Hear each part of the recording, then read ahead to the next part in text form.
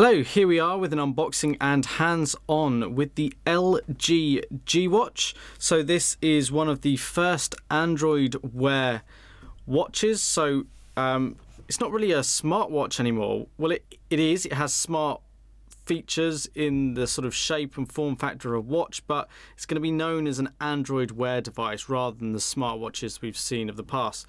So this is the retail packaging. Got the LG G Watch, Android Wear. On the back here we can see this IP67 rated, so water and dust resistance. Got always on screen. We've got a 9-axis motion sensor. We've got a 400 milliamp hour battery, and you can say OK Google. So we have already opened this up and been using it for a couple of days, but I thought I'd show you what you get. So this is already switched on and set up. But here you're presented with the LG G Watch. So this is exactly how you'd get it if it was new, albeit it would be turned off. So you pull that out there, and we'll come back to that in just a moment. We pull out the rest of the packaging. What we get provided with firstly is the charging cradle. Now this charging cradle has a micro USB connection on the side here. And then the rest of the sides are smooth and flush. On the top you've got magnetic pins, and this is what charges the actual watch itself. There's some pins on the back of the watch. I'll show you that in action in a moment.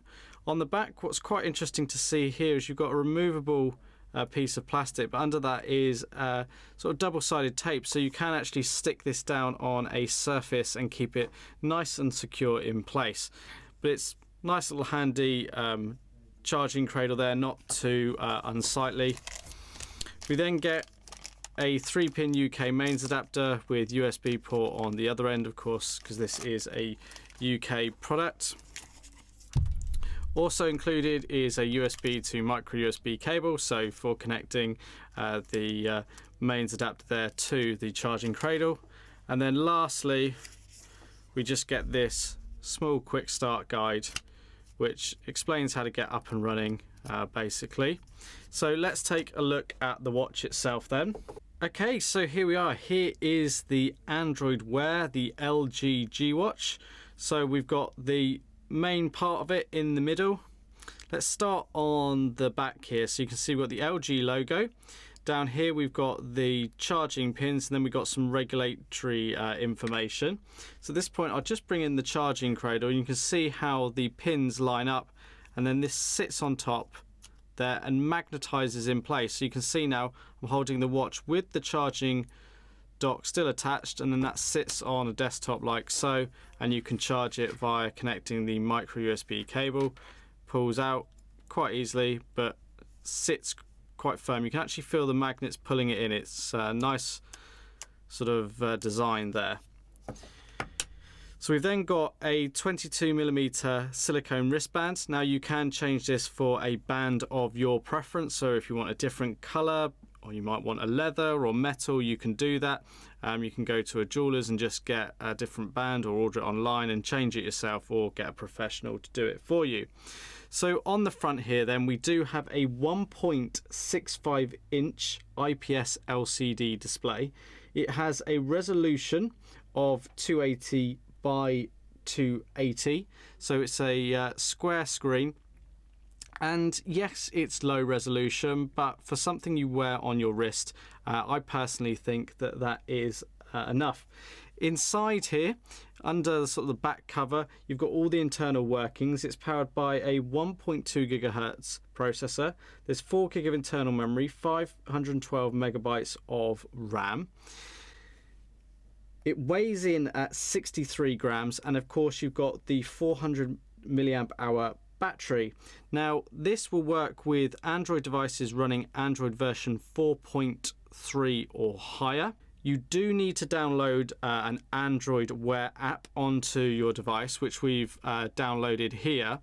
And just to give you a quick view of this before we look at more detail of the watch itself, within the app we've got some of the key sort of settings and features of the G Watch here.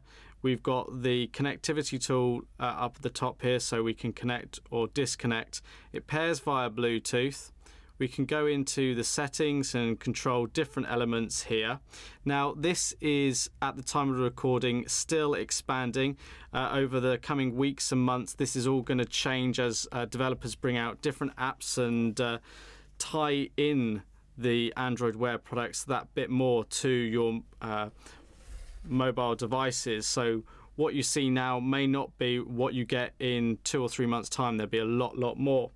So without further ado, we've got the touch screen here. Now this can be sort of personalized a little bit to your taste. So if I press and hold on the screen here, I then get a series of home screens, if you like, or watch faces, and you can choose the one that you prefer. So the screen is fairly sensitive, but you can see there I did accidentally press it when I wasn't meaning to, but I'm going to go with that one. You scroll up to see your notifications. So you can see I've got a Gmail there. Then I've got my work email through here. Then I've got a calendar entry that's come up at the moment. So I've got 3 key notifications, if you like. So I've got this Gmail notification here, which I can read through. Got the full length of the text in the email there. I can scroll across and I can delete it by just tapping on the screen there. I can scroll across again and hit reply, and I can reply vocally through the built-in microphone. Or I can press this and open it up on the phone itself. So I can scroll back across. I can then continue to scroll through and get to the bottom and then go to my next notification. Now based on the configuration, you'll have different options for different sort of notifications. I can slide across here, and with this app in particular I can only open it on the phone. I can't reply or anything like that. So I can slide it back across there, or I can get rid of the notification completely by sliding it off the screen like that. And now I only have 2 things on screen, the Gmail and my calendar appointment. You see with the calendar appointment here, I scroll across, I've got the option to navigate. Yes, you can use this for navigation on your wrist. It's quite interesting and I like it a lot, although this will develop over time. So you can see if you don't interact with it, the screen does actually sort of power off there to conserve power. So I had the navigate, and I can again go onto my phone and actually see that appointment. Of course, this is always on, so the screen on this device is always on, it's always listening. I can tap the screen and we've got this option here. Now it's going to be listening to my voice and trying to go off and do something here, more than likely. You can see it's whirring away. So you can see, there you go, look at all that text going in there. So that's obviously not going to work whilst I talk to you, but you can see some of the things that you can actually do on here.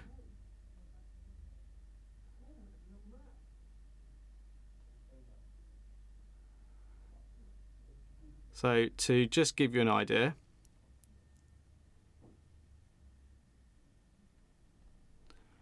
what's the time in New York City?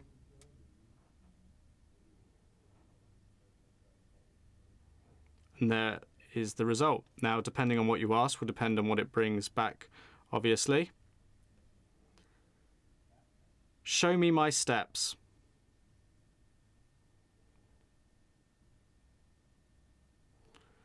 So there's a built-in pedometer into the G Watch, and you can see I haven't been particularly active today. 1,600 steps so far, but I can scroll across here and I can switch this on or off as a option as a card. I can set my daily step goal, save fitness data, and then I can scroll back and I can see some of my history here. And I can scroll back out of that and get back to the home screen. So that's a quick look at the LG G Watch. We will be bringing you a full review in the coming months. Now we're going to leave it about a month really to give you a full idea of what this device is really capable of as things develop, because if we gave you a review over the next week, it wouldn't really be a true picture of what this can do, because all the apps and extensions aren't actually out at the moment. The things to note is that we have been quite impressed with the size and comfort on the wrist here. Now I haven't got a particularly big wrist, but you can see it's not actually dominating my wrist. It's not particularly heavy. We are getting a day's worth of usage out of this, so a full 24 hours of battery. Now to put that into perspective, I put this on charge first thing this morning when I woke up, and it was fully charged by 7 o'clock. So I took it off the charger at 7 o'clock, and it's now at 63%, and it's 3 o'clock in the afternoon. So you can see how I can get through a full working day well into the evening, and I can really see that the G Watch will actually last a full 24 hours. Perhaps towards the latter part of that 24 hours, you may be struggling for power with some of the more intensive tasks, but as a watch, it's certainly going there. You can change the brightness on the screen and everything, and it's really proving to be a little bit of a nicer product than I actually expected. So be sure to check back on our YouTube channel and our blog, blog.clove.co.uk, for a full review soon. If you like the video, give it a thumbs up, and why not subscribe as well if you're interested. But until next time, thanks for watching.